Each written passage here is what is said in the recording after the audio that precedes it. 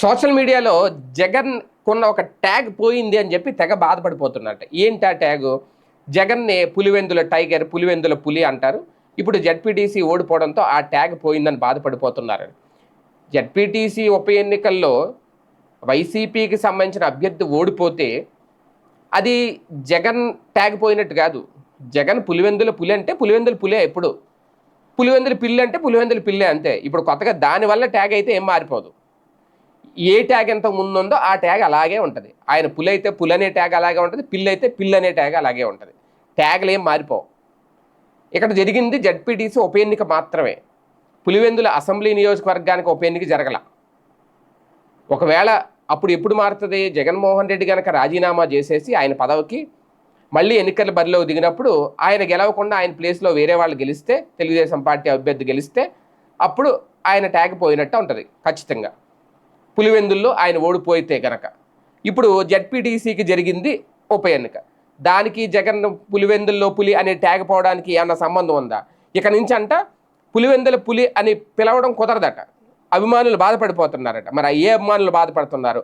విజయం ఎప్పుడు విజయమే, ఓటమి ఎప్పుడు ఓటమే. రిగ్గింగ్లు అని అధికార బలం ఉంది అని, దౌర్జన్యాలు అని ఎన్ని చెప్పినా కూడా చివరికి అవన్నీ రాజకీయ విన్యాసాలుగానే నిలుస్తాయట. అంతే తప్ప పోలింగ్ బాక్స్లో పడింది ఏదైనా పవిత్రమే. అదే ఓటుగా మారుతుంది. అదే తీర్పుని డిసైడ్ చేస్తుంది. పోలింగ్ బాక్స్లో ఓటు ఎలా వేయించుకోవడమో అనేక రకాలుగా ఆలోచించుకోవాలి. అంతేకాదు వ్యూహాలు, ప్రతి వ్యూహాలు ఇవన్నీ దానికోసమే. కండబలమా బుద్ధి బలమా ఇవన్నీ పూర్వపక్షం చర్చగానే ఆఖరికి మిగులుతాయి. అయితే ఇక్కడ కీలకమైన అంశం, ఓటమి చాలా కాలంగా ఏమీ బాగాలేదు. రాజకీయ జాతకాలు చూస్తే అసలు ఏమీ కలిసి రావట్లేదు. 2024 ఎన్నికల్లో ఘోర ఓటమిని మర్చిపోక ముందే ఏకంగా జగన్ సొంత ఇలాకాలో ఒక చిన్న ఎన్నికల్లో బాంబు లాంటి ఫలితం వచ్చింది. వైసీపీకి ఏకంగా డిపాజిట్లు కోల్పోయాయి. వైసీపీ పుట్టాక ఎప్పుడూ ఇలా జరగలేదు. కాంగ్రెస్కి డిపాజిట్లు గల్లంతయ్యాయని ఎప్పుడు గెలిచేసే వైసీపీకి ఇప్పుడు తన పరిస్థితి అదే అని అర్థమైంది. ఓటమి ఎంత బరువైందో తెలిసింది అనేది ఇప్పుడు సోషల్ మీడియాలో వినిపిస్తున్న కథనం. వాస్తవానికి ఓటమి ఎప్పుడూ బరువుగానే ఉంటుంది. అది అవతల వాడు కొట్టి పట్టుకెళ్ళిన విజయం అయినా, లేదంటే ప్రజలు పట్టుకెళ్ళి ఇచ్చిన విజయం అయినా సరే, మనం తీసుకునే ఓటమి ఎప్పుడూ బరువుగానే ఉంటుంది. ఎందుకంటే ఓటమి అనేది ఓటమే ఏ రకంగా జరిగినా. కానీ ఇందులో నైతికత అనేది ఉంటుంది, ప్రజాస్వామ్యం అనేది ఉంటుంది. ప్రజాస్వామ్య విలువలతో జరిగిన ఎన్నికలా కాదా అనేది కూడా ఒక లెక్క ఉంటుంది.